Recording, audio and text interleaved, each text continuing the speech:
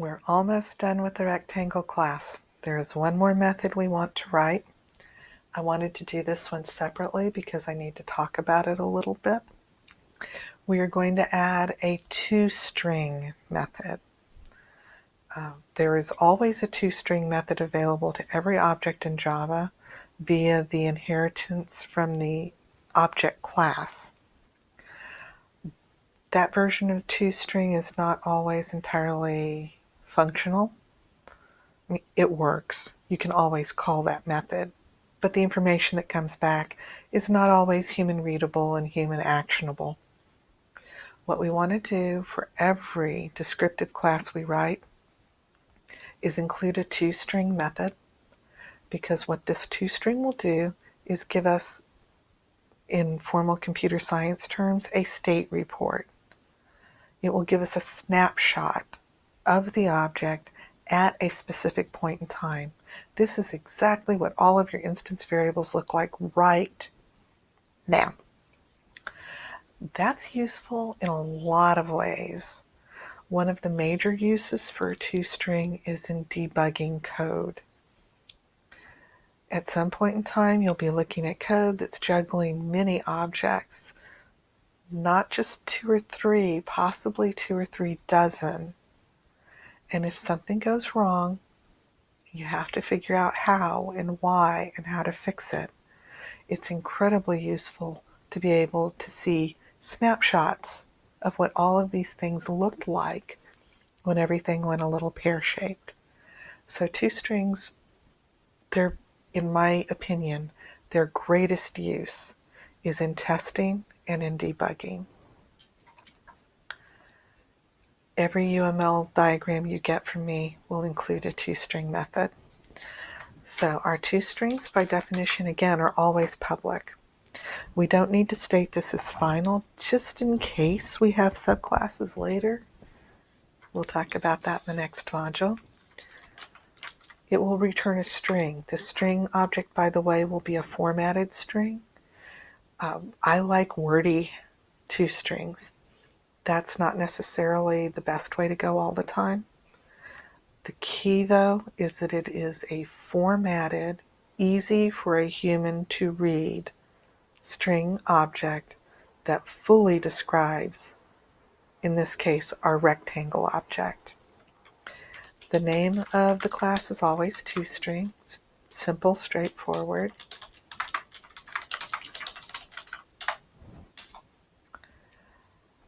Inside, we're going to have our block comment. I'm not going to make this horribly lengthy, but it will be a little long. This toString method will return a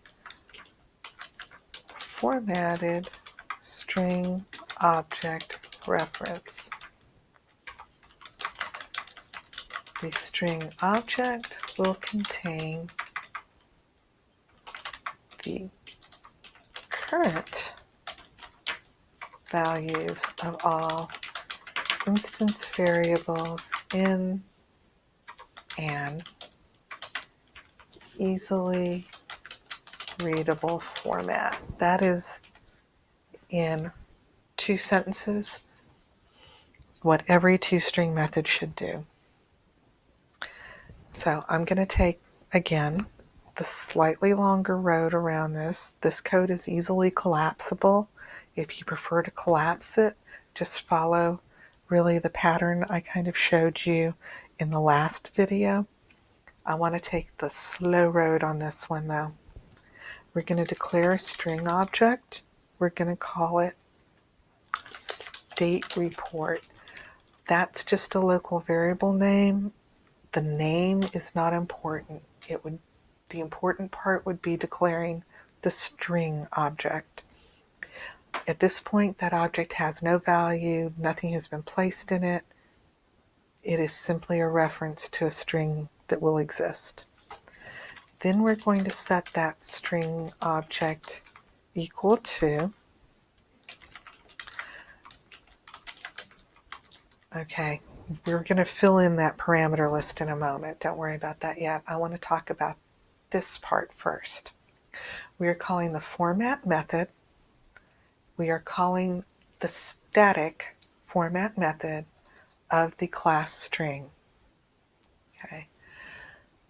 This is always available as long as I call it using the class name. I do not need a string object to work with it. You've used this previously in 2033. Anytime you called a printf statement, behind the scenes, there's a string.format call being made for you. So what we're going to do inside that parameter list for this call is going to look very, very much like what you've done in the parameter for a systemout.printf call. Okay. We're going to start first with our format structure. Quote, the rectangle object is %f. We're not going to worry about how limiting decimal positions at this point. Wide and %f long, period, %n to give us a new line. Now I'm going to go ahead and open that up, then we're going to talk about that format.